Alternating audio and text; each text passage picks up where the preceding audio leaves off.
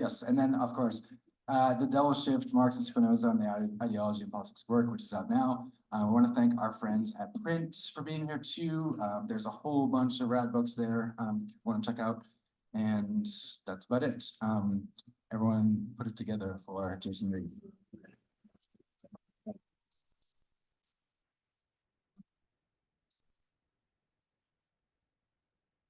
Silent. I'd like to thank Space for having me here. I moved to Portland about the same year that Space started, and I kind of feel like it's been a big part of my life here. And I'm really happy to be on a stage that's been occupied by people like Boots Riley and Ian MacKay.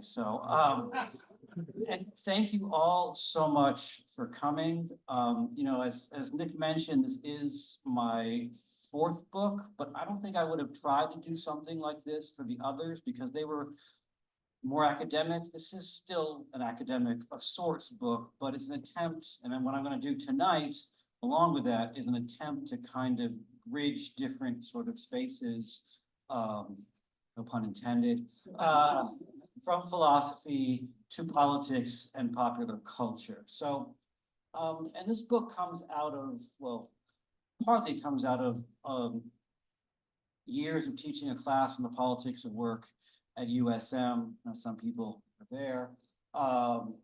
And that's sort of branched out now. It's USM, I should mention, is doing some really interesting stuff around work. We just started the Scontra Center. Scontra Center folks are here. And I'm hoping that this is the part of a long and ongoing sort of project. So,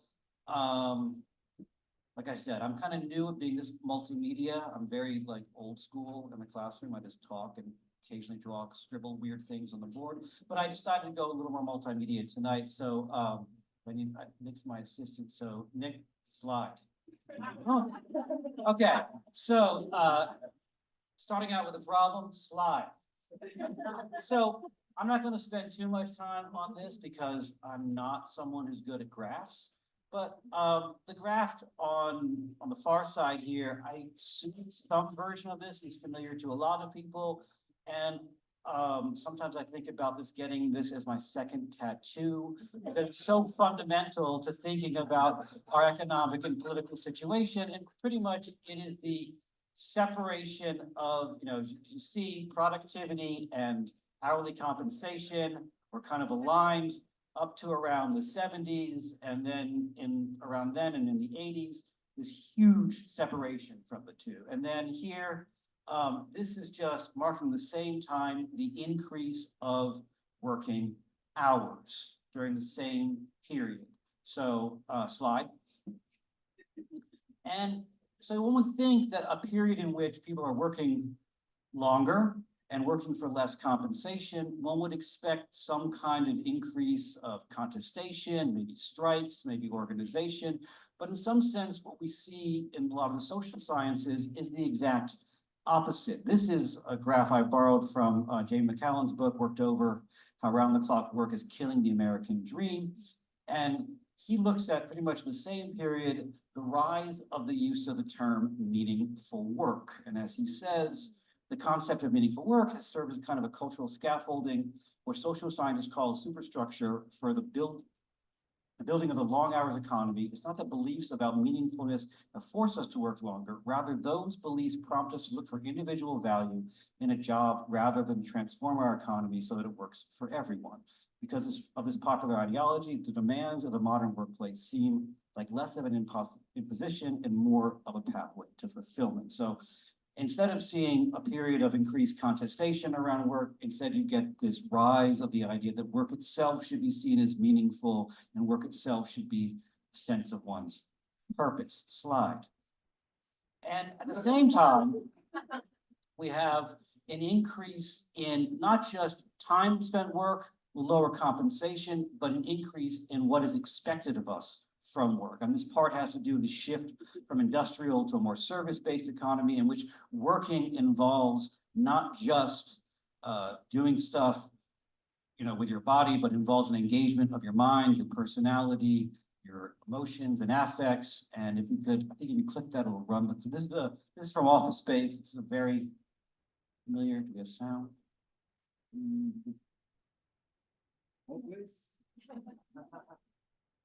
Sorry. So, if you haven't, We need to talk. there we go. Do you know what this is about? My flair. Yeah.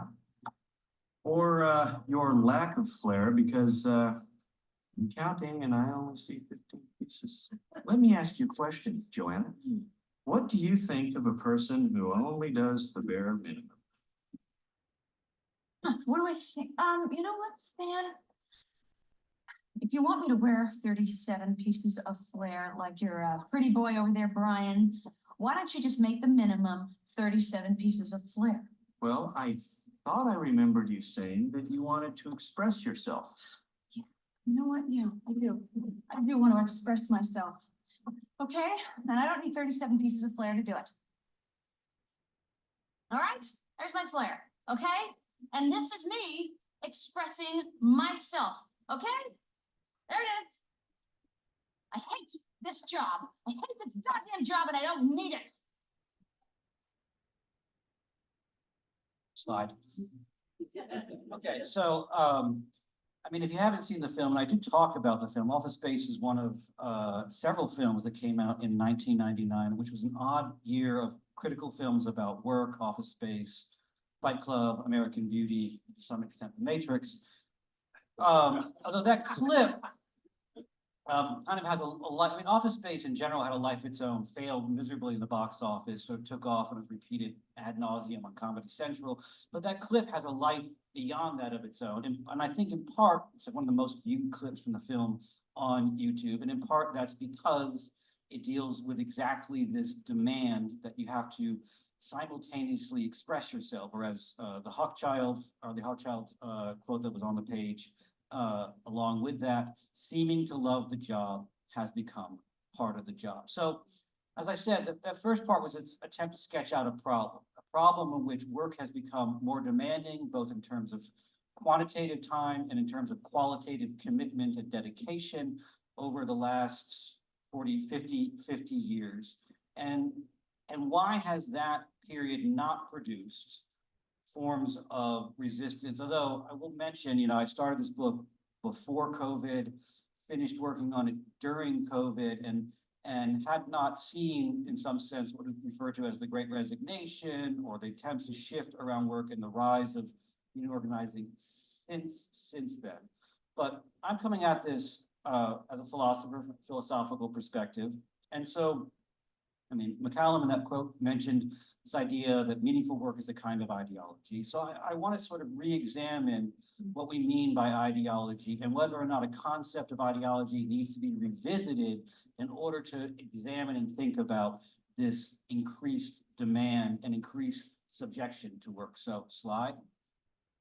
This is, in case you do not know, this is the one time really that Marx and Engels define and use the term ideology. It's a strange sort of irony that the term ideology is associated with Marx's philosophy, but he really only developed the term once in a little book on the German ideology that was never published during his lifetime, left to the gnawing criticism of the mice, he put it.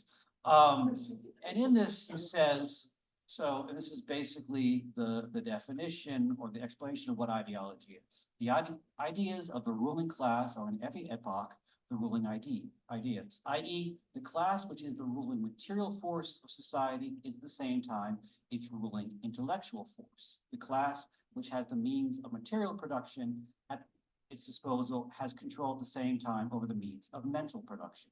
So thereby, generally speaking, the ideas of those who lack the means of mental production are subject to it. The ruling ideas are nothing more than the ideal expression of the dominant material relationships. The dominant material relationships grasped as ideas, hence are the relationships which make one class the ruling one, therefore the ideas of this dominance. And I'm not going to read the whole thing right now, but one of the things I think is important to point out about that definition, a couple things. One is, you know, it's not in some sense a grand sort of conspiracy theory. It's pretty much simple. People who have the means to production also own things like the means of communication, newspapers, television stations, internet servers, etc. And they have the time and the ability to articulate things according to their own class interests and their own class background. Now, at the same time, and this is the second quote here, I mean, so to be subject to an ideology is to have ideas that do not match your class position, to think as if you were a bourgeois, like a rich person, to be very concerned about the concerns of the wealthy, to be concerned, for example, about how the stock market is doing, even if you do not own stocks and could never aspire to own stocks, to give one example.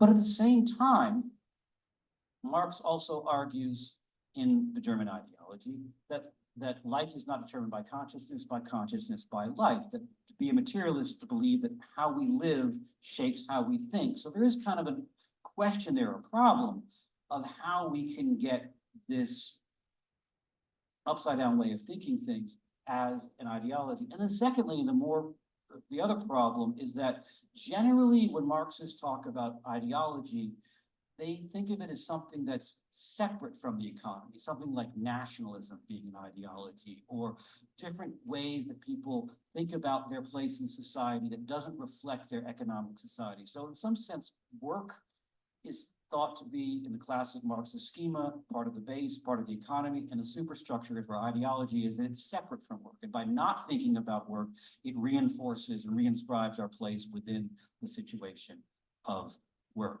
So, slide. One of the things I wanted to do too is turn to Spinoza, who is much less an obvious thinker in terms of thinking about work and subjectivity, 17th century philosopher. And this to some extent is Spinoza's formulation of ideology. And it's a different one in some sense. He says the supreme mystery of despotism, its prop and stay, is to keep men in a state of deception, and with a species title of religion to cloak the fear with which they must be held in check, so they will fight for their servitude as if it was salvation, and consider no shame but the highest honor to spend their blood and lives in the glorification of one man. So Spinoza wrote in 1670, and this is a yard sign made by the great people at Quick Trip. This is actually a line from Deleuze and Guattari's Anti-Oedipus, in which they restate the fundamental idea. The fundamental problem of political philosophy is, why do people fight for their servitude as if it was salvation? Why do people actively, not just passively, endure an ideology that's imposed upon them, but they actively align themselves with it? And this is my canine companion Bento, named actually after Spinoza's nickname, because truly dogs are the most Spinozist animals. They strive for joy, and they are always imitating your affects. So slide. So here I'm going to give you a very brief sort of sketch of Spinoza's philosophical anthropology. And it begins with the most fundamental thing he thinks we all have to recognize about being a human being is that we have desire. We strive to realize to our own advantage. Although he actually says the fundamental problem of being a human is that we're conscious of our desires and ignorant of the causes of things. The first thing we know is our desires. We don't know much about the world around us, and that tends to kind of lead us into all kinds of deceptions because we tend to think our desires are the basis of our reality. And then our desires themselves are shaped and affected by the way in which we are impacted by things. If, for example, I'll illustrate this by my own story. So if something affects us and makes us feel joyful, we will tend to think that thing as a cause of future joys. Since I put my dog up there, I'll admit I'm a big dog lover. There's this origin story of me.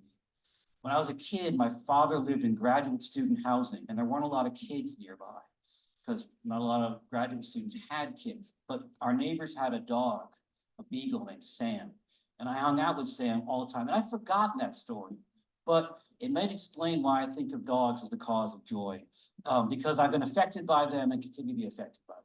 So, which brings us to the second point here, that we neither strive for, nor will, neither want, nor desire anything because we judge it to be good. On the contrary, we judge something to be good because we strive for it, will it, want it, and desire it. Because the way something has affected us in the past shapes how we react towards it in the future. it's really those past affects, the past way it's affected us that determines how we feel about it now. We then kind of get things absolutely backwards and think that it has some kind of quality internal to the thing itself, which is why I desire it. Not this history, which has shaped and made our desires, because our desires are always a reflection of our history. And then to go back to this point about being fundamentally confused about one's desires, other great lines from Spinoza. The drunk believes it is from a free decision of the mind that he says those things which afterward, when sober, he wishes he had not said. So the madman, the chatterbox, the child, and a great many people of this kind believe they speak from a free decision of the mind, when really they cannot contain their impulse to speak, because this prejudice is innate in all men. They are not easily freed from it. Even though Spinoza gives a kind of list of people who are chatterboxes, madmen, and children, he goes on to point out that this is really true of all of us. We think ourselves to be the cause of our desires and do not recognize the way our desires are shaped by and affected by the world around us. Slide. So this is Frederick Lacan, one of the contemporary Marxist Spinozas that I refer to. Also, he has the mic, so it's kind of, and this is, and desires shape not just our individual history and our individual inclinations, but they also shape our collective life.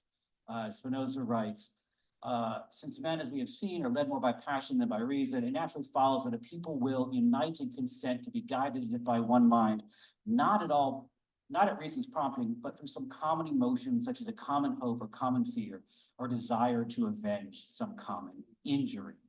And then there's sort of, I'm not going to read the Lacan quote about this idea that one of the odd things about, once a desire becomes part of the way a society constructs itself, because society constructs itself, think about every society is oriented around a particular set of desirable objects. As we like to say, this weird American phrasing, right? That's as American as mom and apple pie, which really kind of underscores the way in which these two objects of desire are kind of the basis of our collective belonging. It also kind of ignores the fact that mothers are kind of universal and apple pie is enjoyed by a lot of people, but we consider these things to be the basis of our collective desiring. So desire is both the formation of our individual sense and a formation of our collective sense. So in this way, one of the ways we can think about the way in which an economy is also an economy of desire, and that it teaches us how and what to desire. I mean, I often think of this, the point of, an allowance as a kid. It's not just, yeah, it teaches you about work, the value of work, but it also helps orient your desire towards money, which, as Spinoza says, occupies the mind of the multitude more than anything else, because of course money is the possible realization of any object of desire, but it also orients your desire towards work and the idea that the way to get at that money is through work itself. Slide. So from this perspective, we can think about an affective composition. I'm going to sort of try this. It's hard to read the screen. So this is, I didn't want to just, so I'm trying to set up the book. I'm trying to read some passages from it. Every work situation can be understood to have what I call an affective composition. And this affective composition can be understood in its broad macro sense, in which different sort of stages of capitalism, early capitalism, Fordism, and neoliberalism, or organizations of desire or suffering, or can be understood on a smaller scale, as each job, each work situation has its own affective dimension, its particular pleasures and frustrations, or more to the point, is precisely found in the intersection of these two dimensions. As such, the affective composition of labor is both something orchestrated at the level of the firm and something that exceeds it. At the level of the firm includes all the strategies that might either lead to an increase of morale or those that isolate and frustrate workers. More often than not, is a combination of the two, as workers who are isolated and fragmented from each other, demoralized in terms of their collective power, are encouraged to identify more and more with the corporation and management. The affective composition of labor is both the combination of general fears and specific pleasures, The general sense of precarity and pleasure is combined with specific, albeit limited pleasures of a given job. Often the pains and tribulations of a specific job are measured against the general pleasures of consumer society. So, you know, when I'm talking about the affective composition, I mean that both on a micro scale, right? Every job has its pains and pleasures, has the things that the person you want to talk to when you go to work, and the person you don't want to talk to, the things you might kind of enjoy about it, the things you definitely don't enjoy. You might also have orchestrated pains and pleasures, you know, casual Friday, whatever. But at the same time, every job also has is situated against an overall economic situation, which can be understood as an organization of desire and affect. Right? Sometimes the overall organization tends more towards fear, with this high sense of job insecurity, and that how that general sense of fear might make you stick to a job that doesn't offer many pleasures, or the general affective sense might be one of more of a sense of possibility, or more of a sense of indignation. I mean, to some extent, like I said, I'm talking about the Great Resignation there, but I think, you know, one of the things that fueled the switch in jobs is both a sense of indignation, frustration with the way people have been treated during the COVID pandemic, combined with an increased sense of possibility, when you see other people engage in actions, leaving work or organizing at work, changes one's affective composition. So the affective composition is constantly being orchestrated both at the micro level and at the macro level. Slide. On the one hand, I want to talk about the way in which this is why Spinoza is useful. I mean, one of Spinoza's most important and most enigmatic propositions is the order and connection of things is the same as the order and connection of ideas. Spinoza tried to overcome the dualism that had haunted so many philosophers in terms of seeing minds and bodies as two fundamentally separate things, whereas for Spinoza, minds and bodies are really just two different ways of looking at the same thing. When you are affected by something, say, for example, when you have a bodily sensation like hunger, boredom, frustration, it's inseparable from certain ideas about hunger, boredom, and frustration. It is neither wholly material nor wholly intellectual, but an intersection of the two.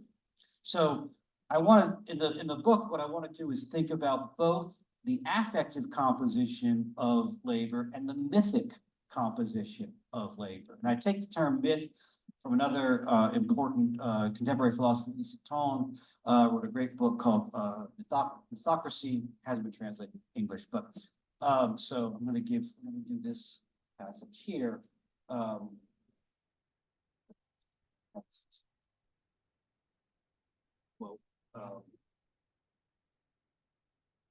So the imagination, like desire, is shaped by its relations, its encounters and affects. Past associations form the basis for new connections and associations. As Spinoza describes this spiritual automaton, each one according as he's been accustomed to join and connect images of things in this or that way, will pass from one thought to another. As for the account of desire and the ethics, Spinoza's emphasis is on biography, on lived experience, and he gives an example that Spinoza says in the ethics that if a soldier sees hoof prints in the sand, he will think of war. If a farmer sees them, he will think of harvest or planting.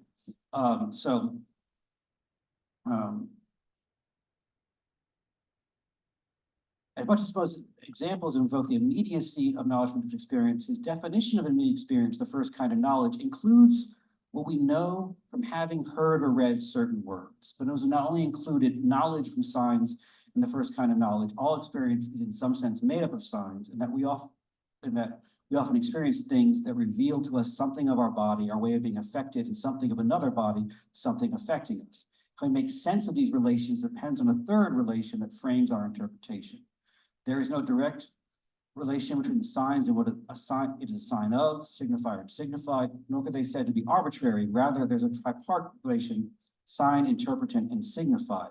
The third, the interpretant, how the sign is interpreted, is itself the effect of previous encounters and signs. Hoof prints in the sand signify different things to farmers and soldiers because of the history that shapes the basis of their interpretations.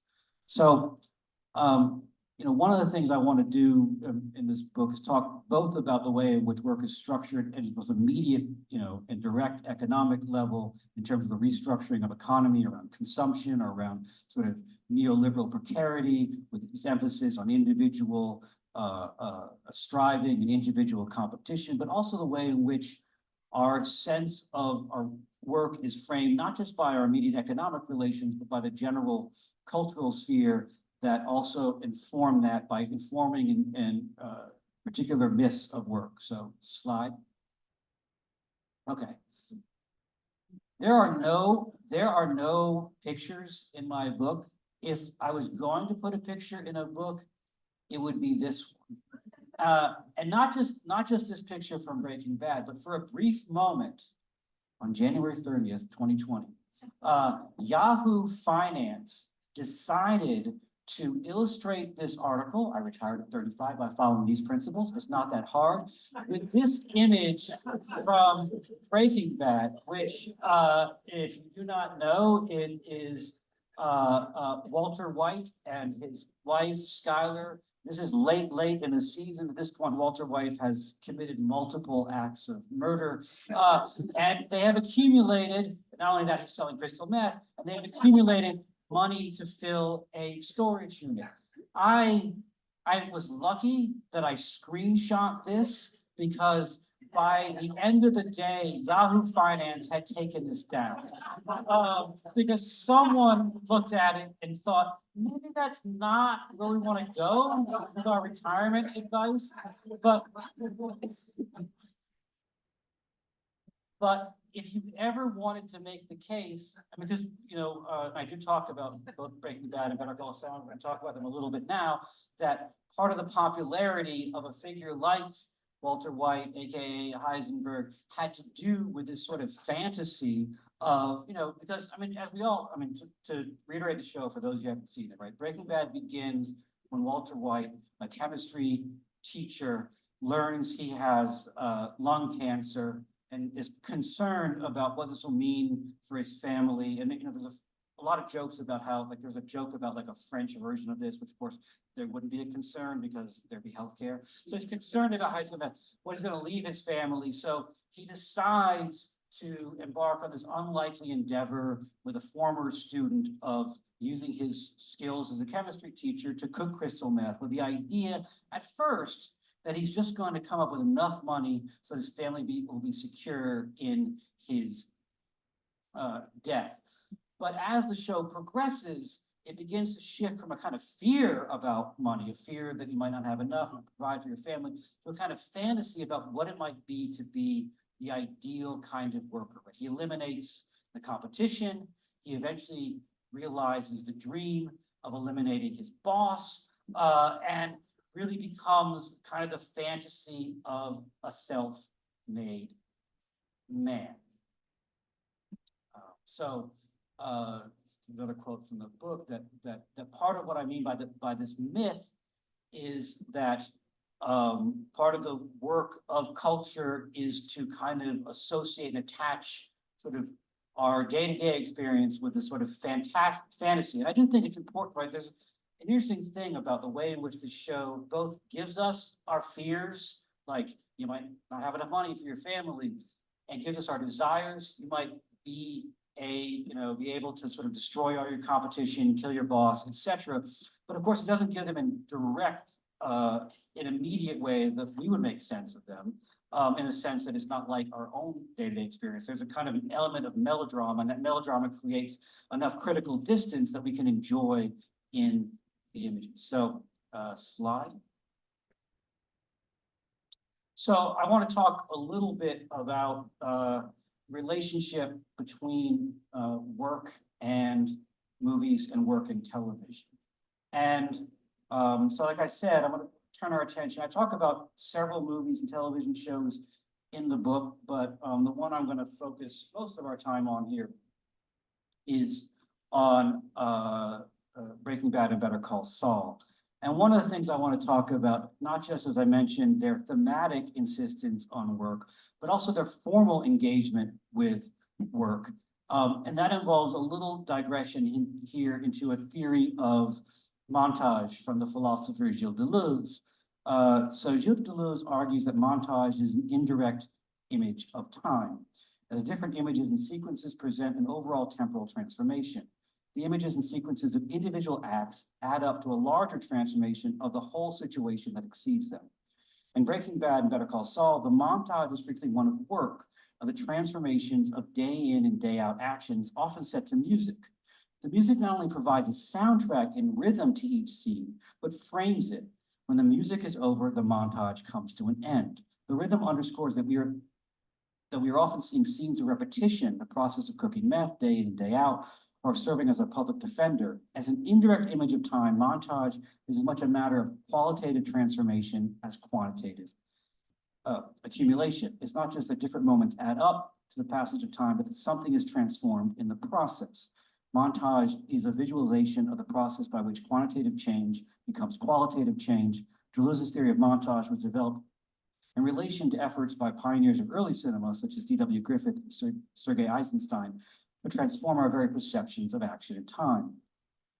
The montage lives on in Hollywood in mostly bastardized forms, in which it's generally used to compress times to suggest by a series of images a longer transformation, such as a training montage in boxing and martial arts films.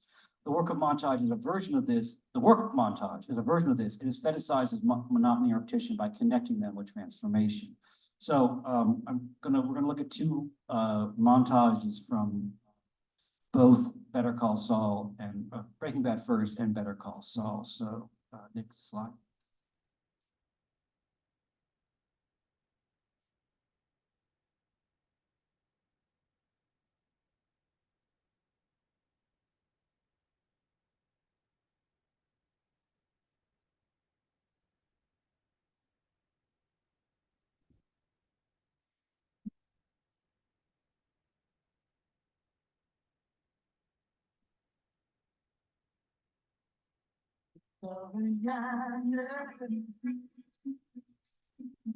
What do you see?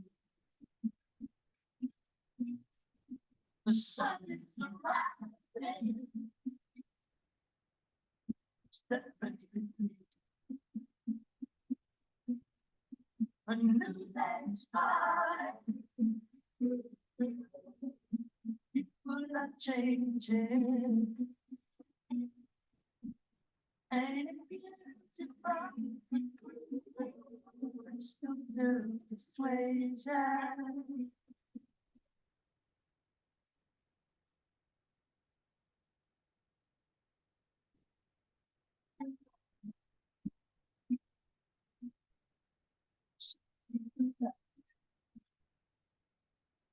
Well, what is the answer? That's all right. So don't you give up.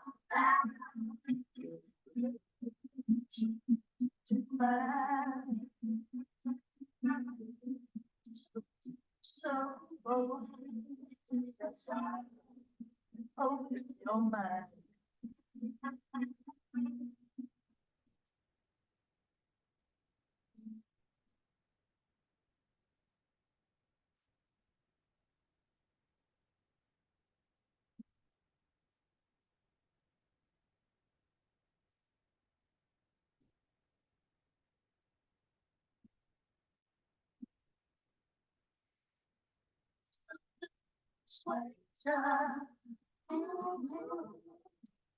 It's a new vibration. Crystal blue persuasion. Crystal persuasion. Maybe tomorrow. He looks down on every green field, every town. On this children, every nation.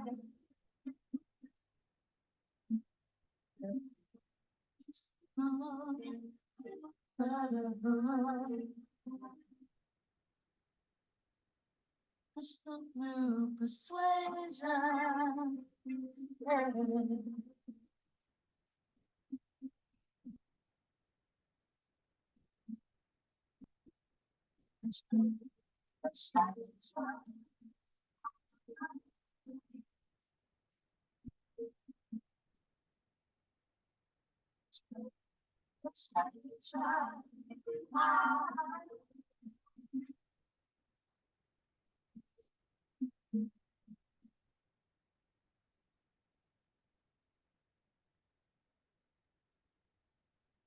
Yeah. Yeah, so.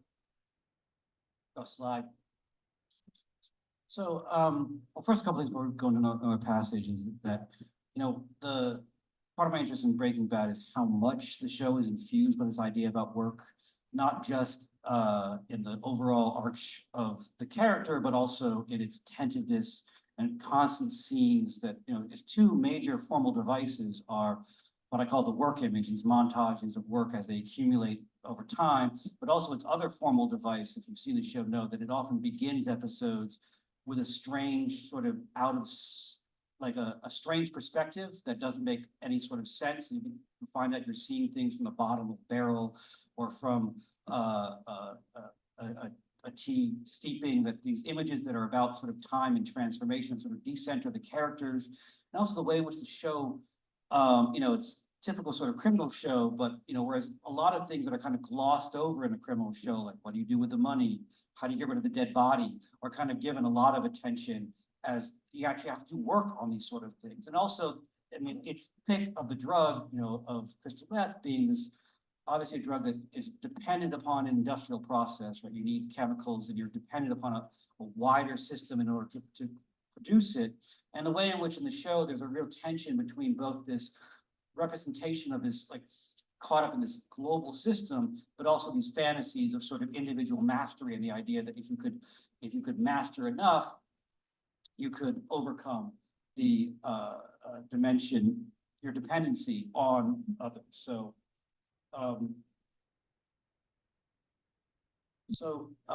the formal characteristics of the montage, the repetition and transformation, reflect in common a particular way of weaving together repetition of work into a larger strategy. As sociologist Richard Sennett argues, working life often hinges upon time's arrow, on ability to make different days add up and to accumulate to the building of wealth, seniority, and ultimately social standing. Routine can demean, but it also can protect. Routine can decompose labor, but it can also compose a life. As Sennett argues, this arrow is less an inevitable effect of the passage of time than the way in which time has been institutionalized and managed. As much as Sennett argues that time is the one resource left to those at the bottom of society who have nothing, this resource is not without its conditions. Time's arrow has its conditions, such things as seniority, union contracts, and so on, that make it possible for the days to add up to something that can accumulate in the form of savings in equity. The arrow of linear accumulation assembles repetition of days tasks into a quantitative accumulation, transforming concrete labor, this or that activity, into a qualitative transformation, not the abstract labor of capital, according to a form of profits for the owner, but the days that add up into a savings or retirement for the worker. The days add up to something more than the sum of their parts.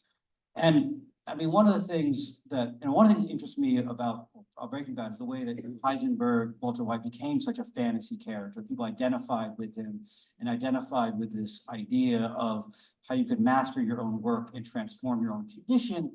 But then also the way in which its prequel and follow-up show, Better Call Saul, kind of engaged the same thing, but in a much different sort of way and sly. So we have another. It's showtime, folks. What?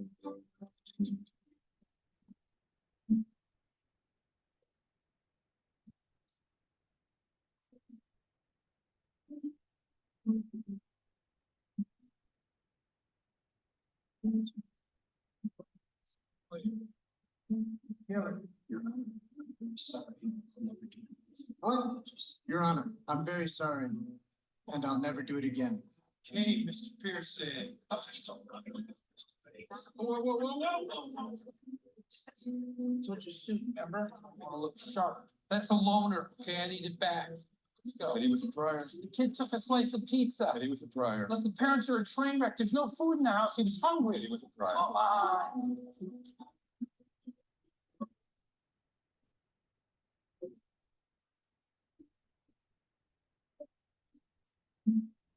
I don't stickers. Come on, $5. you serious? You got 40, need 5. Just 4.90 stickers though. You've been here 6 hours and 5 minutes. It takes 10 minutes to walk down here. $5, you go get another sticker. This makes you feel real important, huh? Enough stickers? More stickers?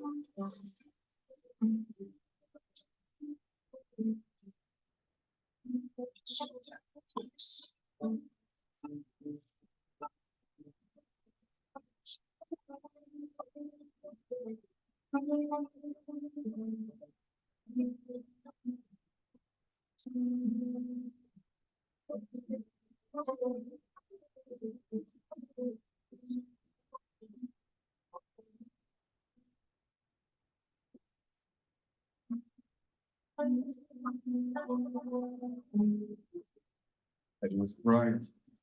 Ryder will stay on the sheet for life. But he was a prior. You're overcharging. But he was a prior. That lady up there, she shorts me every time. Okay, this is not a me problem. This is a you problem.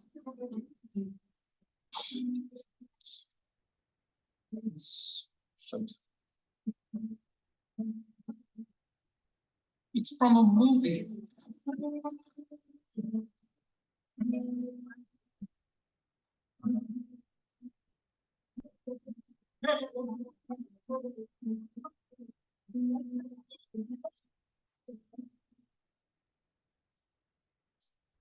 He was a prior. Misdemeanor shoplifting. But he was a prior. Come on, meet me halfway. But he was a prior. Can't do it. He was a prior. How about this? I plead the kid to the sheet, but you give me a continued sentence of 6 months. If he's still clean, you file for dismissal. Come on, is this how you want to spend your time? You can have the rest of these.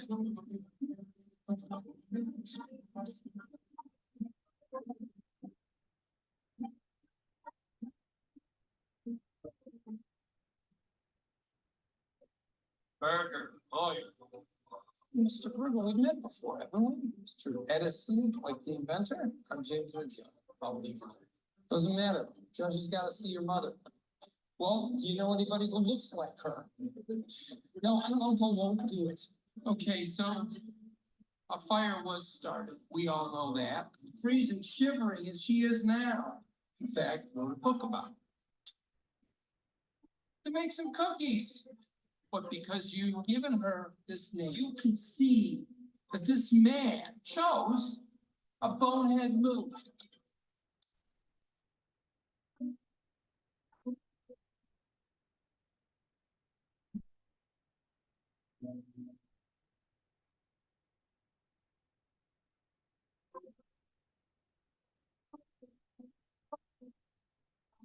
Control under bridge. You have business begins when you won't pass. Control alert here. Don't feed it.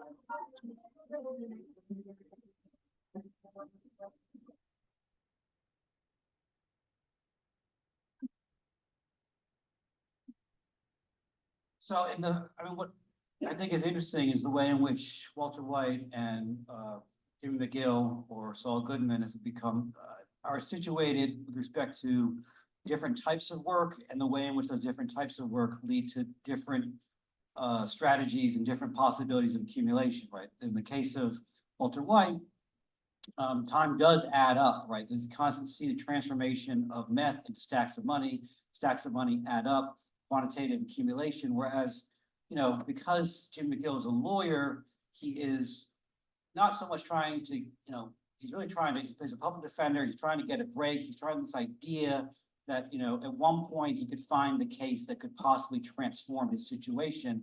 But the repetitions themselves don't add up, which is kind of, I think, underscored by the fact that he constantly has the same argument with the DA, petty and a prior, and how eventually the punctuating moment of the coffee cup leads to the coffee cup going awry. So slide. So these are two different types of labor and two different ethics. The first is an ethic of thrift and hard work. The second one of probabilities and calculation.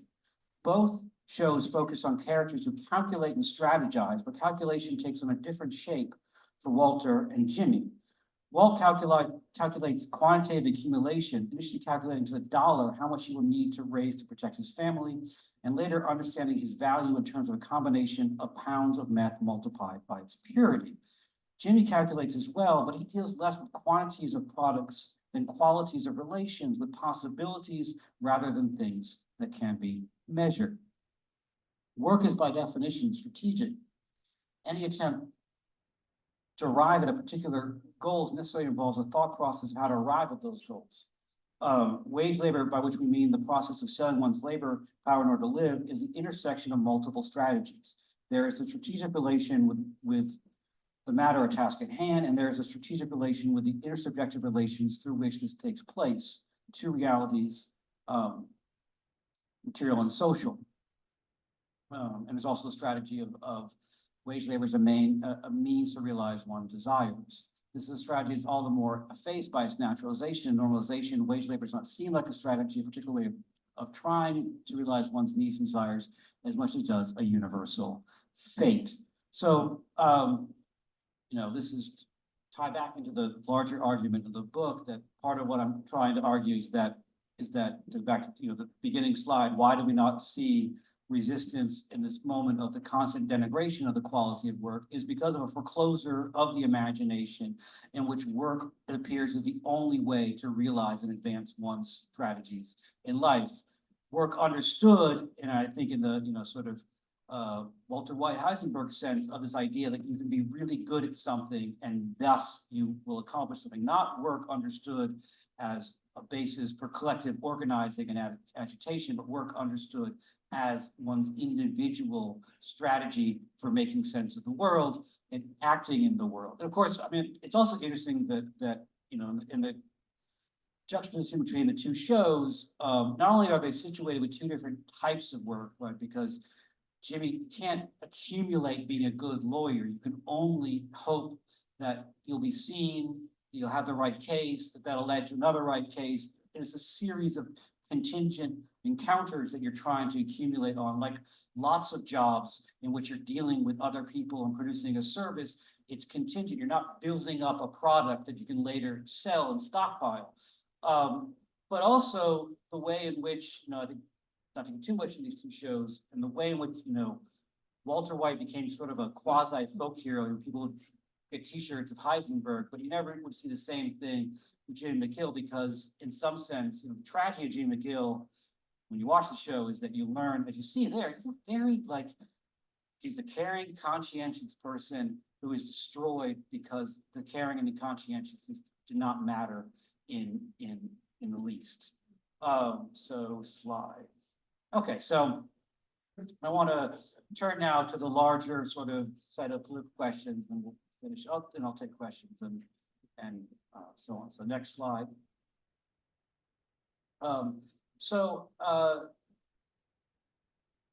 In the book, I argue that our contemporary, both mythic and effective composition of work can be summed up by this phrase, negative solidarity. Negative solidarity is defined as an aggressively enraged sense of injustice, committed to the idea that because I must endure increasingly austere working conditions, wage freezes, loss of benefits, declining pension funds, waste of job security, increasing precarity, then everyone else must too.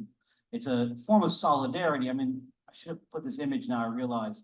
The image of, if you want an image of negative solidarity, it can be found in the bumper sticker, keep working, millions on welfare depend upon, which is not true. If you know anything about what's happened to aid for family-dependent children since the Clinton administration, but it does kind of engage both a sense of solidarity, right? We're all in this together as isolated independent workers, and it's entirely negative in the sense that anyone who does something else must be seen as questionable. The individuation, isolation of the worker not only undermines the collective character of class struggle, but fundamentally alters what it means to be a worker. Gone is the opposition, antagonism that has been attached to the figure of the worker of the Marxist tradition, in which the worker is part of a class struggle. Worker no longer struggles collectively, but adapts individually, seeking to make their relative powerlessness as the seller of commodity into a source of power and pride. Flexibility, independence, and self-reliance become the defining characteristics of the worker, defining a new ethic and ideal of work. Transformation of the status of the worker does not leave the capitalist unaffected. As work loses its antagonistic sensibility, it becomes reappropriated by the capitalist as an ethical norm. The capitalist increasingly presents themselves as a worker, as one whose activity, management is a true source of corporate wealth and accumulation. So I refer to this in the book as an attenuation of class struggle, in the sense that the conditions of class struggle are always there, and we saw them in the first slide in terms of decreasing compensation, increased hours, and so on. But as they're reorganized around a figure of individual striving and the individual worker, they're kind of attenuated and in some sense scrambled. So you get the situation we're in now, where billionaires can present themselves as true workers because of their supposed engagement and how much time they spent tweeting, really, I guess. Next slide. So, and this is in some sense both the initial prompt, and I'm going to return to it now in the conclusion. This is talking about the politics of work. This is a line from Marx, which is a very interesting and very different than some of the things we're familiar with Marx. Where Marx argues, as he says, the specific economic form in which unpaid surplus labor is pumped out of the direct producers determines the relationship of domination and servitude as this grows directly out of the production itself and reacts back on it in turn as determinate.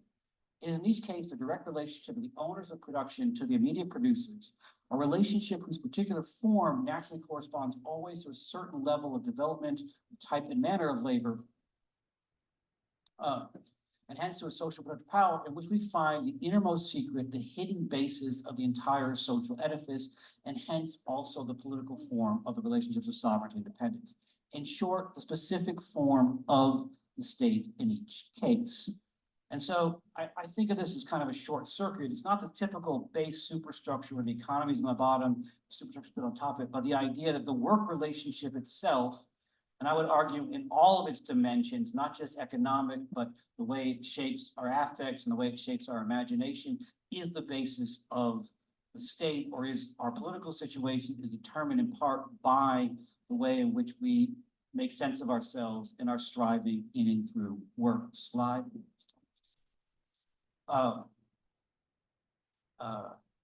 So this is the last bit here. Work and its attachment to work is both what holds current capitalism together at the level of the imagination and ideology, and would perpetually risk unraveling it at the level of affects and reality. Work is always pulling a double, always functioning both politically and economically as the basis of our ideas and our practices, and often that double shift is also a point of extreme tension and exhaustion. The critique of work is the precondition, not just for economic transformation, but for political transformation.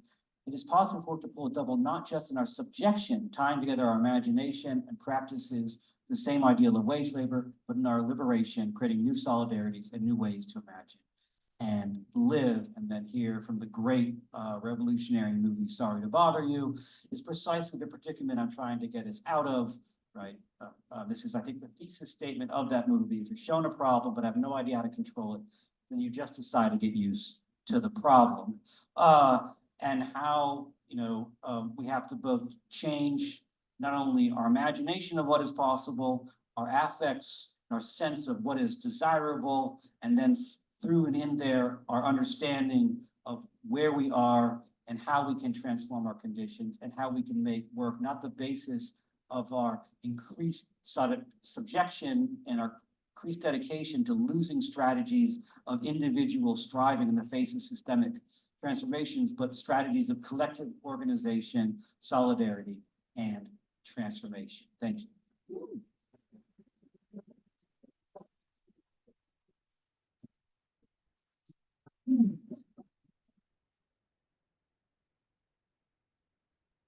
people have questions. I mean, I realize, book, I mean, I didn't say this, I should say this. You buy the book today, you get it a week before it comes out. No one has read this book. Very few people have read this book. So I can't really expect questions on the book itself, but anything you want to talk about. And of course, because you haven't read the book, if you ask me a tough question, I'll claim that the book actually resolves that question. Only to bring up sales for our nice friends at print here. Good to come and yeah, Jim. Yeah, you mentioned that you got most of the writing done before the pandemic. So I'm curious, how has your thinking on some of these ideas evolved since then, given things like the Great Yeah, that's an excellent question. I mean, and I struggled, I mean, I was still finishing it, and I struggled whether or not to include that in it, but I'm sort of glad I didn't, because over the course of the writing, the attitudes and ideas around work sort of changed a lot. Like first there were the grassroots, or sort of faux grassroots sort of opposition to the shutdown, right? Where people were saying, no, we want to go back to work, or it was really more, it wasn't really, we want to go back to work, it was more people, we want work to be there for us, right? We want to go to a restaurant, go to a bar, we want to be able to enjoy these things, and these things have been cut off from us. And also, along with that, you know, the documentation, which is stunning to me to this day, of during the period post sort of the brief shutdown, when there were attempts to through the workplace enforce forms of mitigation and control, like mandatory distancing, masking, etc. The extreme hostility that servers, flight attendants, and other people experienced as they were put in this awkward front line of trying to enforce, where, you know, and in some sense, you know, my understanding of that is when you go to a restaurant, you don't go to be told what to do by your server. You're going to tell them what to do. And that is part of the, you know, supposed enjoyment of going to the restaurant. And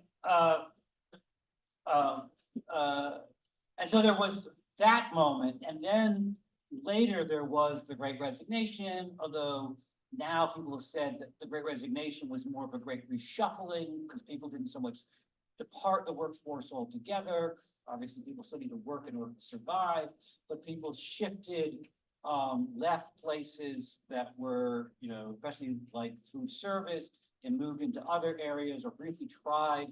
That's the other problem too, is that, you know, part of the ingrained internalization of demands of work is not just in showing up to work every day, but also in things like hustle culture. And a lot of people left work with the idea, not that they were going to, because they couldn't leave work altogether, but they could somehow monetize a hobby, turn something they've been meaning to do into something that could make more money. So in some sense, it was still this fantasy of, if I just work harder and smarter, I'll be able to individually extricate myself from the overall social problems, rather than, and of course there was this too, rather than the idea of, if we struggle together, we can transform work. And there was obviously an increase of interest in union organizing in all sorts of places during the Great Resignation as well. Yeah. Thanks. I'm really interested in this idea of negative solidarity. It really strikes home. I'm a worker in a pretty backward trade union, and we're in this place all the time where we're haunted by this idea, this notion that at one point our union was a strong fighting force, that we stood up for our members, that we were, that we were something. And there's this idea of, opposition to the boss that does not seem to be fleshed out in any way that people cling to. And I'm wondering, based on Marx and based on Spinoza, what can we learn to begin that process of transformation to reinvigorate our fighting spirit, embrace a positive solidarity? Yeah, that is the question. And I think that it's a question that I wrestle with, because I think that, one of the things I'm, trying to think through is the way in which that these ideas don't come, that our experiences shape our understanding of this, right? And they shape our sense of what is possible.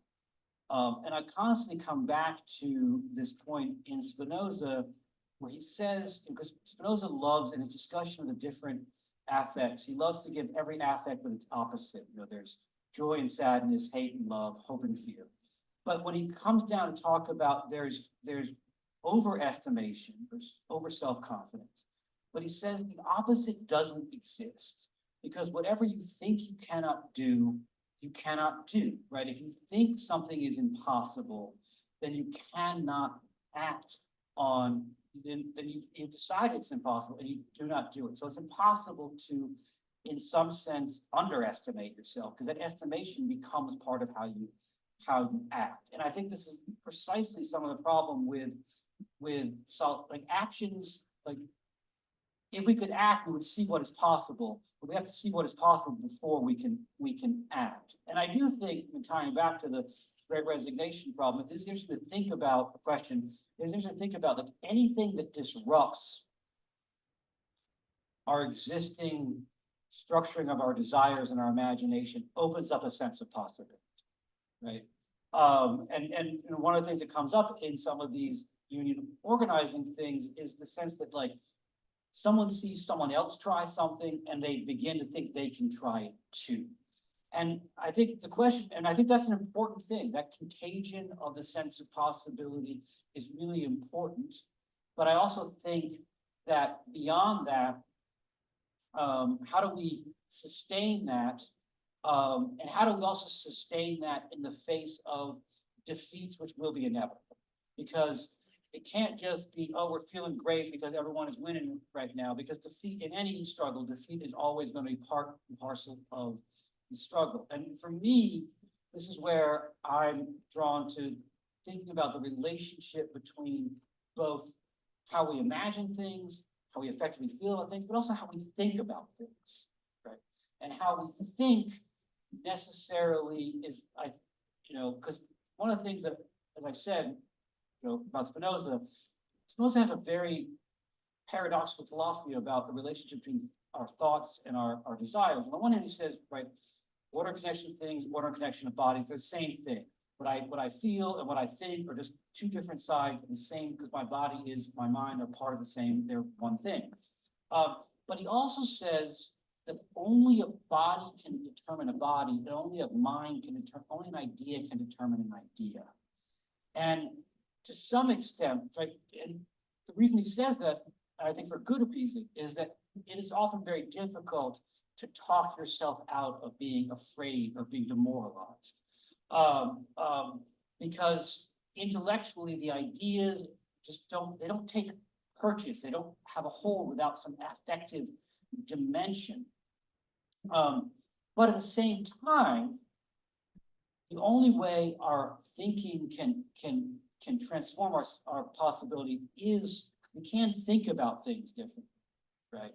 And I think one important thing in terms of thinking about work is fundamentally is that it is a collective experience lived individually. And to extract the collectivity from its representation as a fully kind of individual and just between you and the boss, just between this situation, and see yourself not as just one person, but to imagine solidarity, think solidarity, to make it possible to act in solidarity. Yeah.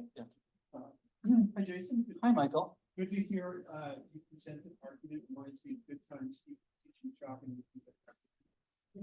One of my favorite things, I taught a class with him like 15 years ago. One of my favorite things was here. Careful argument lecture. And I'm excited to get your book and read it, and see what you've done with it. So I have a couple of like political economy questions. Sure. Like, what are we up against with all of this? We have, for example, Fox News, right? We have a union busting industry that's there, every management in the country, whether for profit or non-profit, brings those people in, crushing unions when they happen. You can go on kind of like a long list of what we're up against. What does the media focus on? The press right now has lots of business and very little labor coverage. The New York Times, it's one labor reporter, but they have the work print in the business section where you can individually essentially write you advice on how to do work problems, none of which involve joining unions, something like that. And then you have how the media recycles ideas of social Darwinism, individuality, kind of endlessly, all these ways. So given those kind of structures acting upon us, where culturally are the material to present an alternative to the sort that you're advocating? Where do you see that coming from now? Where it could come from? Yeah. That's a great question. Although I do want to, I want to, because I think you pointed out like all the stack deck, right? That that it permeates not just our economic relations, but our culture, our media, and so on, all oriented towards, you know, as you put it, a pro-business sort of thing. And I want to first change the way we think about the stack deck, because I think that in that stack deck, there is an important point. Because when Marx wrote, one of the things that Marx at one point thought about capitalism is that as soon as, I mean, that he recognized that the transformation into capitalism was a long and bloody process. But as soon as it destroyed any real alternative, it didn't need to sort of talk about itself anymore. He talks about the mute compulsion of economic relations. That once you put people in a situation where they either have to starve or go to work, they're going to go to work. You don't need to sell it to them more than that, right? And I think it's important to point out it is being sold to us more than that. And I think it's being sold to us more than that for two different reasons. One is because we are not just living things that need to reproduce ourselves in order to survive and need food, clothing, and shelter. We're also thinking and feeling things, and so we need to, in some sense, believe in something to engage in it. But the other thing, and this is something that Frederick Lodon, who I mentioned in his one book, William Slaves of Capital, has been translated, talks about a lot, is he says that mute compulsion, that starve or show up to work, that only gets employees so far. Because they'll show up, but they'll always be looking for an alternative. And what contemporary work, and this is what I was trying to get at with the office space scene, demands more than just showing up. It demands this, you know, constant sort of engagement. And so, the cultural dimension shows to what extent I think that I mean, another way to think about this, this is my favorite fun fact about Starbucks back in the day. You know, the old joke was that Starbucks, you know, there's a Starbucks every block, right? I think The Onion did a story, Starbucks opening bathroom in other Starbucks, right? The saturation of Starbucks made it seem like this incredibly powerful monolithic corporation. But one of the things that I remember reading about it is that at some point Starbucks found out that they actually had pretty low brand loyalty, that people would only walk so many blocks. And they're like, oh yeah, whatever, cappuccino's going here. And so the saturation, which is kind of dissipated, they're a lot more in Portland a couple of years ago now, but I don't know what's going on with that. But anyways, the point being, saturation was an aspect of weakness, not strength. And I think in the same way, I would encourage us to think about the saturation of that we live as not just in a capitalist economy, but a capitalist society with capitalist movies and with capitalist media, all of which are trying to reinforce this one overarching message that, you know, in the view I'm looking at here, is that to get by in this world, your only key to success is wage labor, and that wage labor has to be done individually. You know, if you become the best employee, you will succeed. And to look at the massive chorus that's saying that, and to see that chorus as a kind of weakness, not a strength.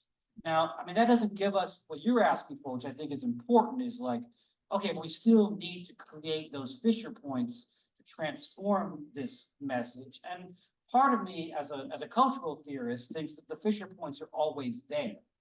I mean, that even in the most obviously, you know, we have great, like, sorry to Bob, we have Boots Riley out there making, you know, and I'm a Virgo too, like, which pretty much, if you ever seen that, like, it ends with like a brief breakdown of how capitalism works. I mean, he's trying to do this on Amazon, which is, you know, all power to him, but even in the, the ideologically attuned, products out there, there are always going to be those moments of schism, and we have to sort of see through them, and recognize that their ability to address us, and then that is also their ability to be subverted. Quick follow-up. Sure. So I think a good example of that is that 40 years of weed busting consulting practices worked. It scared enough people to do union drives, and the last 3-4 years not working, and we saw that in that for the museum and so forth. So there's something going on here where that same chorus is failing at this moment.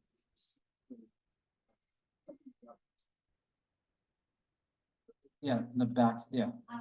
So I was wondering if the problem of negative volunteer, actually the need is potential way to make that the workers are being on one hand, having to be thrifty, hard worker, disciplined worker, energy possible. On the other hand, you have to cover responsibility. You have to kind of spend a little money. You have to have a treats for the people who need the treats. You have to. What I love is how the Better Call Saul really illustrates that, because Saul is going around and really trying to negotiate with everyone. Everyone just saying, rules are rules, these are the rules. So it feels like the same distinction. You know, this is kind of like,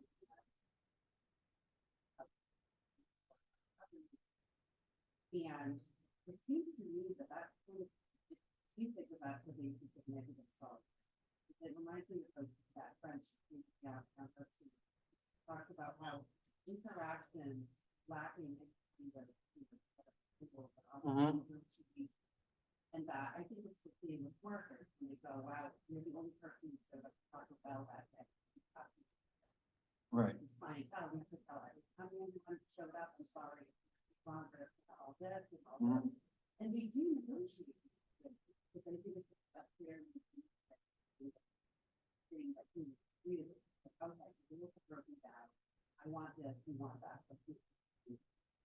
So that's kind of the basis of a lot of human and works that here are rules, and here you have to have. This is all that, that's not happening. This is better. So that you have to. That seems to be the if you're at working step, you go out in the world, you have to do other working steps. You always want to get a little bit more from them to solve that there. You know, that seems to me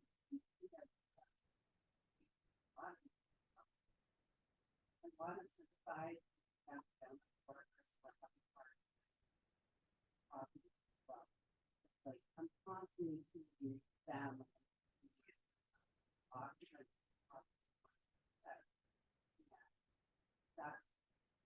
Yeah. I mean, a couple things. Well, one of the things I try to think about is the way in which the negative solidarity is still a kind of weird solidarity. I mean, it's still like you think about the keeping working, millions of welfare depend on you. It still invokes, it addresses, whoever reads that bumper sticker is like, we're all part of this, we're workers. It confuses its targets. And I think one of the things, going back to the, you know, the sort of Spinoza's core of this is that, like, you know, when people feel things like insecurity and powerlessness, those feelings are just there. You can't argue, you can't tell people they don't feel insecure and powerless.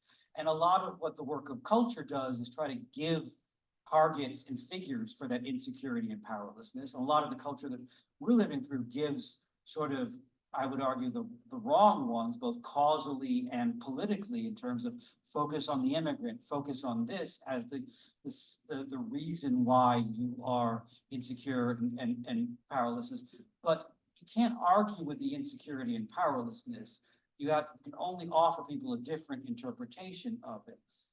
And there is, and a different sense of what it means to have that. So even in the negative solidarity, there is solidarity. I mean, the other point you're bringing up, which I think is a really interesting thing to me that I'm constantly thinking about now, is that once again, like I always situate myself in some level with like some of Marx's classic analyses, because I want to think about like how we're in a different situation, how things have changed. You know, one of the things that Marx at one point in Capital argues that in a capitalist society, we live in two different worlds, right? There's the world we live in as consumers, governed by freedom, equality, and Bentham. I walk into a store, I'm as good as anyone else who walks into a store. The products are the same products that they're going to offer anyone else. And especially given our day and age when, like, you know, we've all sartorial standards have broken down. No one knows. I mean, I haven't done this. Maybe I couldn't pull it off. But I could walk into a Bentley store and they maybe imagine I could be someone who has money to afford a Bentley. I mean, if I'm not going to try it, but there's a certain sense in which we're in the sphere of consumption, we're all treated as equals, right? And that's where a lot of the ideological force of capitalism comes from. But then, you know, Marx says, retreat to the hidden abode of production, and there the worker becomes someone who is only brought there high to the market and only to expect a 10. There, it's a relationship of fundamental inequality that sustains this appearance of inequality of consumers. And in some sense, there's a fundamental division between those two worlds. And what I think is interesting about our world is that we're constantly blurring those divisions, right? Like if you say, for example, and I'm not going to blame someone who does, if you sign up to have an Uber account, right? As a rider, they're like, hey, do you want to drive for us? The division between worker and consumer constantly flipping from one to the other because of this demand to work more and more, that we're not secure being on one side of the counter or the other side of the counter. And I think that sort of instability, which is manifest for us, as I said, in this kind of, you know, hustle culture, like maybe I should be an Uber driver when I'm not teaching. And I would never want to do that. But we can also think about the way that can be inverted to, as you were saying, like it's not so hard for us to imagine what it's like to be in the site of production, because the site of production, the site of consumption are constantly changing. And they're changing often in bad ways, right? Because the other thing a lot of these technologies do is they completely outsource management. Like, oh, do you want to rate your driver? No, I'm not. I don't work for you. I'm not. It's my job to tell you how your employees are doing.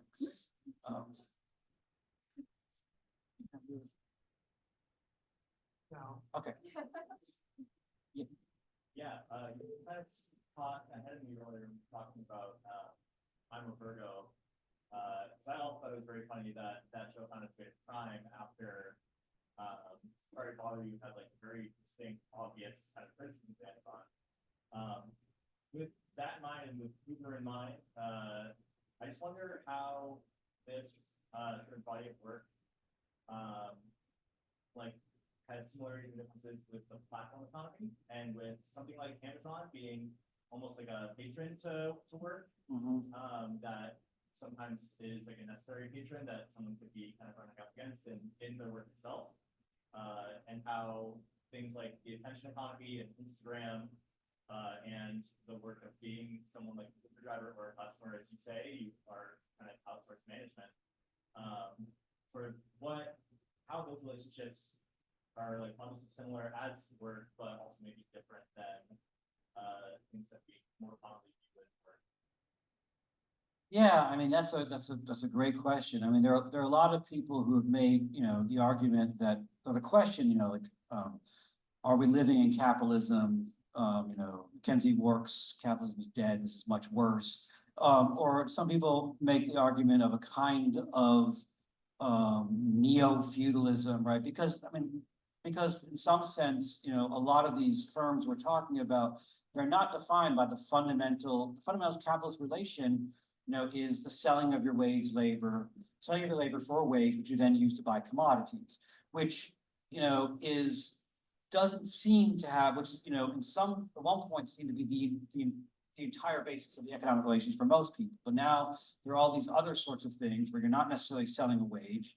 You're not necessarily working for them, but you're doing other sorts of things, in the sense that, like you said, the attention economy, well, you're not getting paid, but you're using it to self-promote and so on.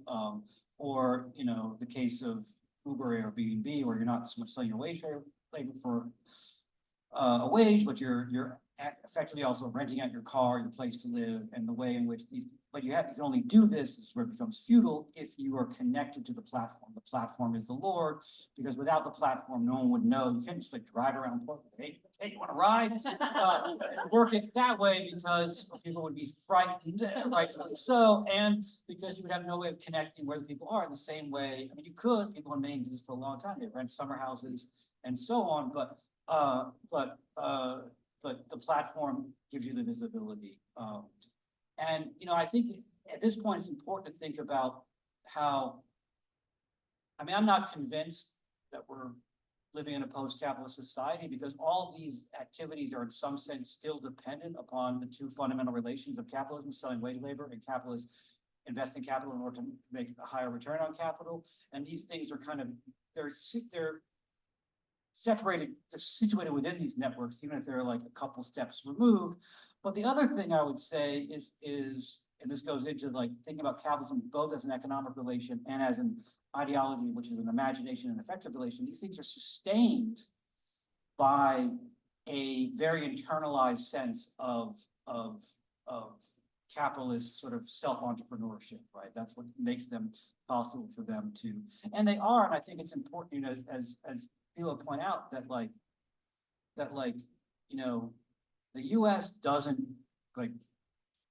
whereas other countries have a long history and it's kind of being dismantled of addressing crises of capitalism with improving and expanding the state's ability to kind of deal with the unemployed, etc. The American way seems to be not so much the state expanding, but capital itself expanding, and to some extent saying, oh, you can't make a living in your regular job, here's another job, or hey, have you looked into Bitcoin? And, these sort of speculative things become kind of our social safety net, which is an incredibly bad one, because it doesn't work, but it also produces the same, I'm not gonna remember the name of the book, of Jennifer Silva, I talk about in the book. She did a great case study looking at, this was pre-COVID, this was after 2008 economic crisis, and she interviewed people and working class people, and and for the same sort of question, because these are people who, a lot of them have returned to live at home, the typical sort of narrative of go to school, get a job, buy a house, start a family, wasn't working out for them.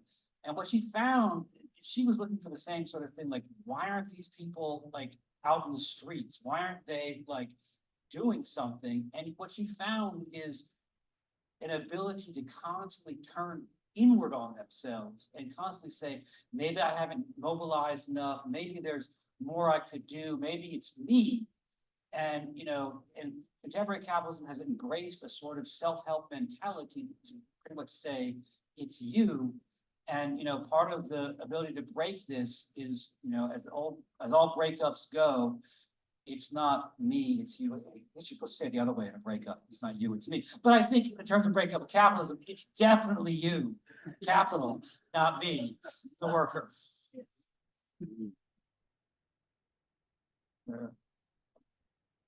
Brendan.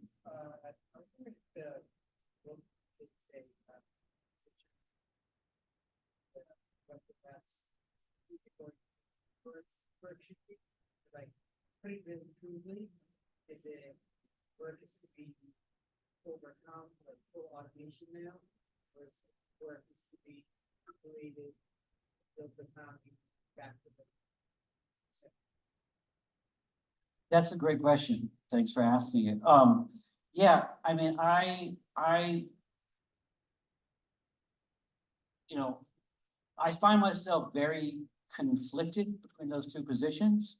Like the anti-work position of like, we should eliminate work, we should, uh, uh, uh, as much as possible, automate and make possible life outside of work. I mean, well, I am very critical of that version of it, sort of techno accelerationist version. But I do think, and I'm also critical of, like a book came out since this, but I am critical of it, even though I didn't know it existed. Elizabeth Anderson's Hijack, where she argues we need to retrieve the work ethic, and we need to like. I mean, I do think that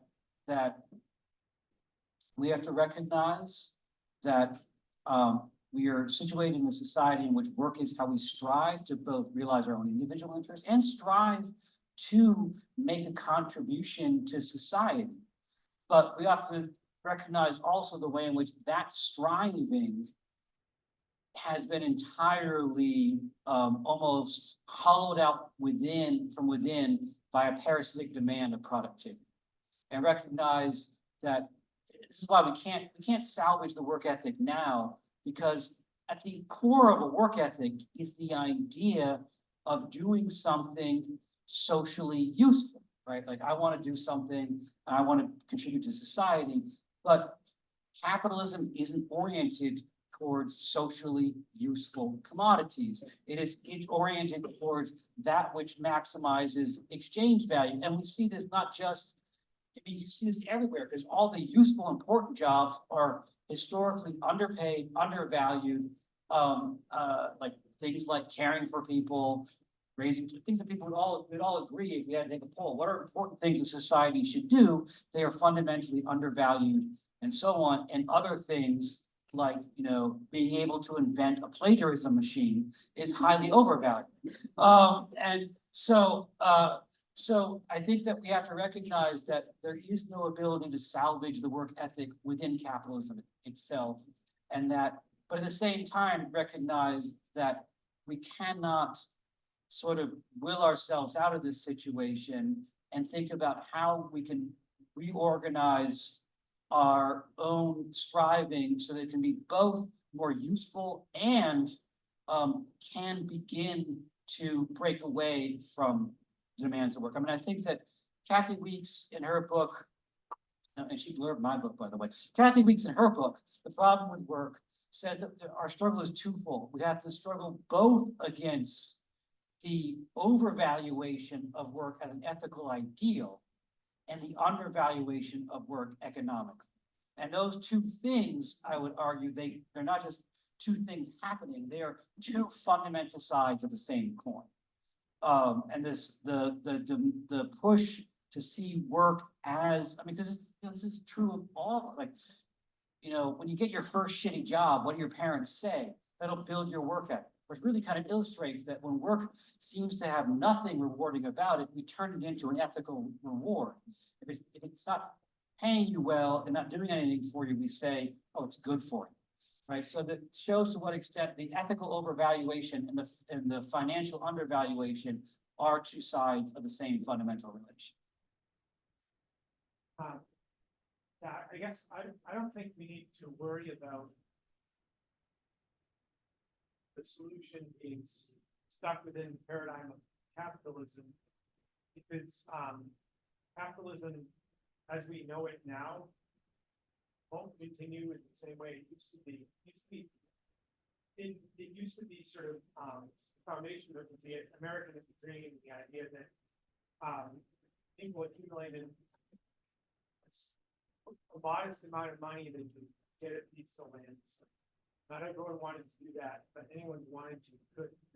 And that accelerated into the financial crisis in 2008, when it really was, for a moment, trying to give it to everyone who even thought they had an inclination to collapse.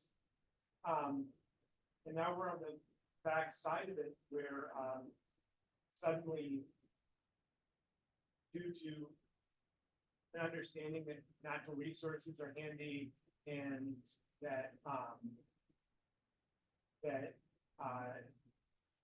all kinds of little houses scattered across the landscape, it costs too much money. Land is suddenly not available the way it used to be. Housing, cost of housing will go up. That, fundamentally changes, capitalism, we have understood it as a country. And, there will be new answers, because we don't have the same things to retain it. Yeah, I mean, I think one thing, you know, like I mentioned, Frederick Lodron, I talk about in the book, argues that there have been historically 3 different orientations of striving or desire historically with the capitalism. The first was the basic one, like if you want to eat, you got to work, right? Which is based on as we were talking about earlier, the foreclosure about any other possibilities. The second was then the kind of like Fordist rearticulation where, hey, if you work, you can buy this stuff, right?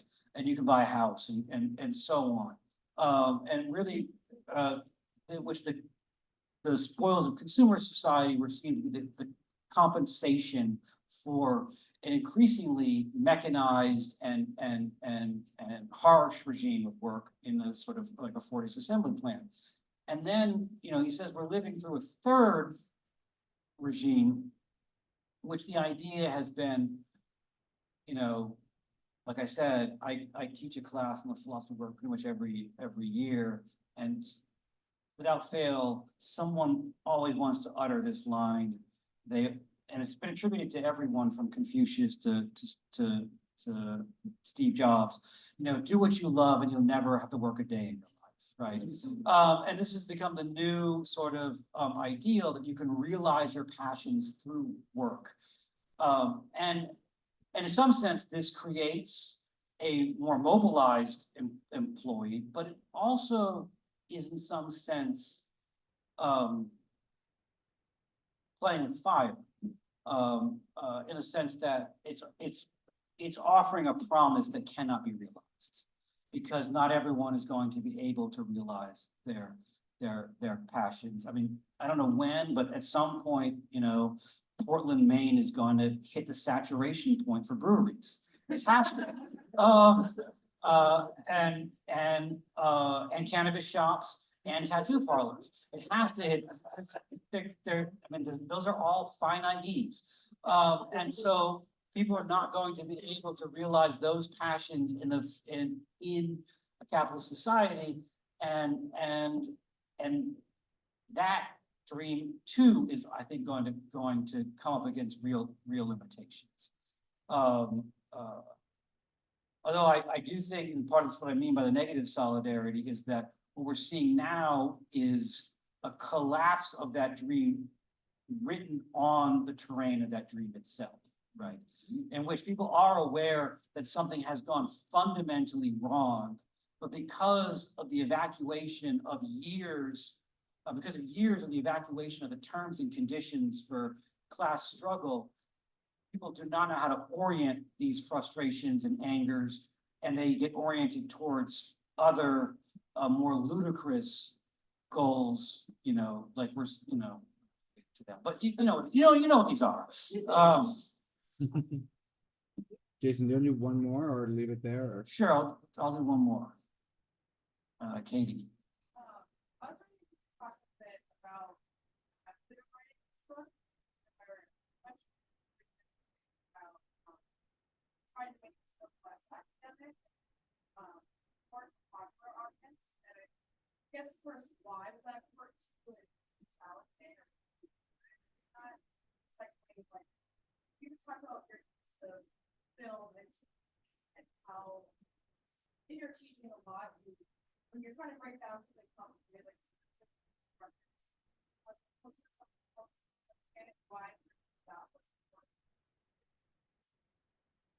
Yeah, no, thanks for that question. I mean, I mean, this is a different take, but it's worth talking about. I mean, I think that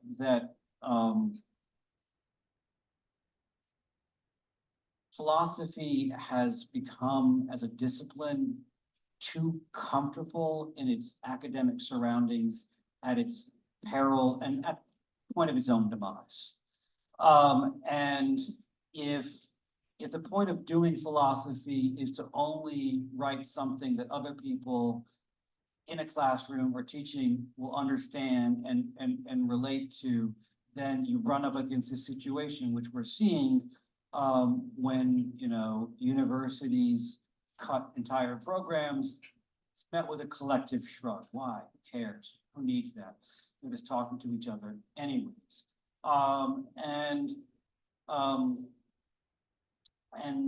So I really wanted this book to break out of a certain kind of confine, although, I mean, I also, I mean, like, I am comfortable in those sort of spaces, and I like, I can get, like, you do not even know how, like in the weeds I can get with, like, finer points about Spinoza and Marx. You've maybe seen a little bit of it here. But I'm comfortable with that, but I want to kind of explore beyond that. And you know, people have been saying to me for years, like, you know, because I have a blog, unemployednegativity.com, you can check it out. And people like write these interesting things about movies, like, when are you gonna do that for real? And like I also do say, I do in the classroom. So I want to do that. In fact, like, I don't want to get too much into the painful process. Like, at one point, the book was structured. There's this book I love. It's a great book called We Gotta Get Out of This Place by Lawrence Grossberg, Popular Conservatism and Postmodern Culture. And it's a great book about the 80s. But it's also a really interesting book structurally, because it has two halves. And the first half is this incredibly interesting but dense theoretical discussion of Marx and Gramsci and Deleuze and Guattari, etc.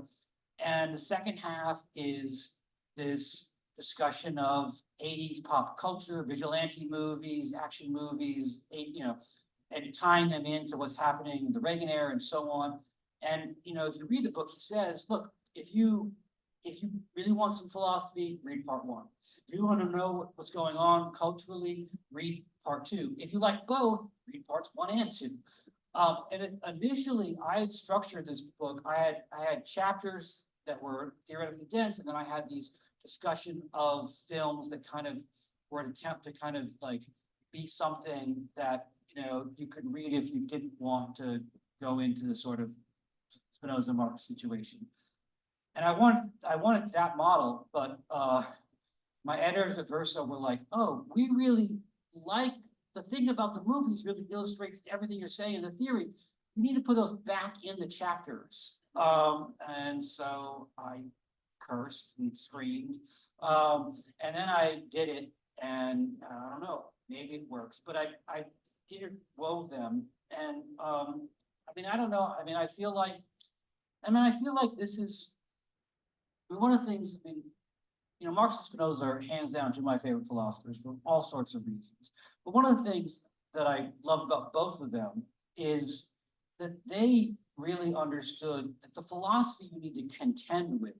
I mean, they all had their arguments with, you know, Descartes or Hegel or whatever, but they understood that it's the philosophy that is out there in the world that needs to be argued with, right? That when I'm talking about this idea of, you know, negative solidarity, or this idea of a kind of individualizing work ethic, yeah, we can talk about the theoretical sources of that, but I'm more interested in the way that that exists out in the world, expressed in pop culture, in our politics, in our society. That's what I want to address. I'm not that interested in I mean, that's where philosophy, I mean, like, I am, you know, wholeheartedly Gramscian in this. Everyone's a philosopher. We all think in and through concepts, but then, as Gramsci also points out, the problem is those concepts come to us as baggage without an inventory. We don't know where they came from. We don't know where this idea that, like, I realized, like, the best way to prove I'm a worthwhile person is to work. where did that come from? I mean, you know, we all know Weber's answer, and it has something to do with Calvinism, and has a long history and so on, but like, the real point of that is that it's there, it's part of how we structure our world, and so it needs to be addressed in the here and now, through the way it's articulated here and now. And for me, I mean, you know, I do pop culture, what other people might do, you know, people I'm in conversation with have done this in different ways. As I mentioned, some people do this through ethnography, talking to workers. Some people do this through policy analysis. I like movies more than policy analysis. So I'd rather do it through movies. So thank you all for coming and for sticking through this. If people do, I mean, it's a weird thing for me to say.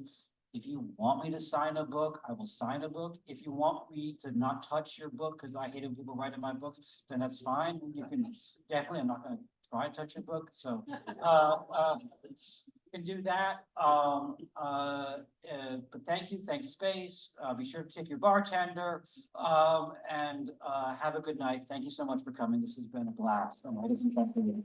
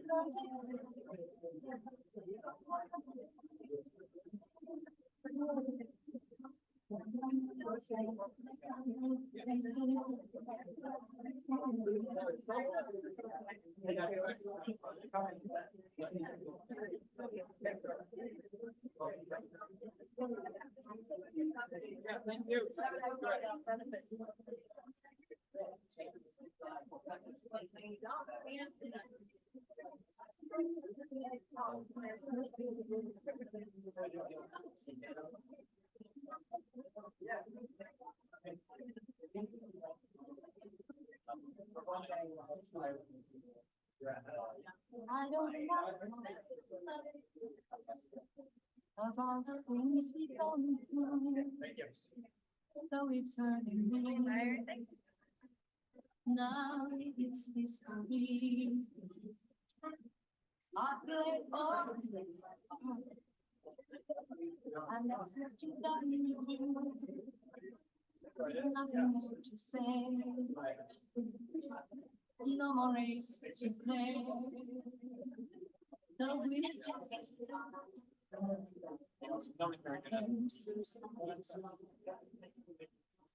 Beside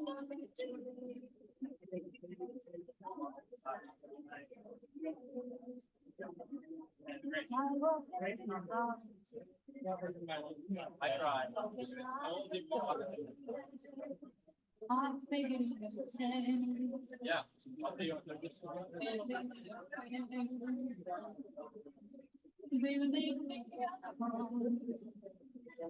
Thinking I'd be strong today, but I was fooled. Living by the rules. God's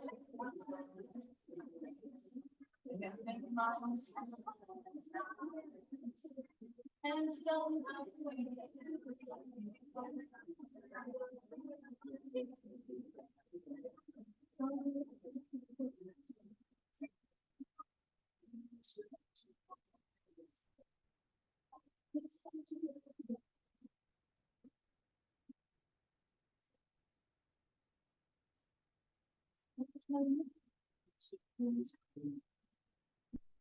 I used to kiss you. It doesn't feel the same when she calls your name. Somewhere deep inside, you must know I miss you. That's what can I say? Rules must be obeyed. The judge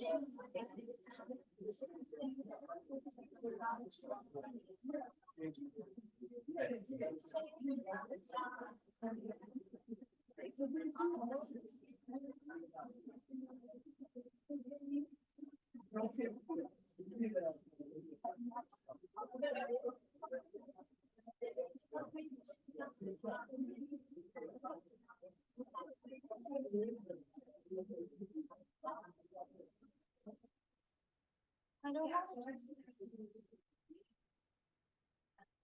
It's I understand.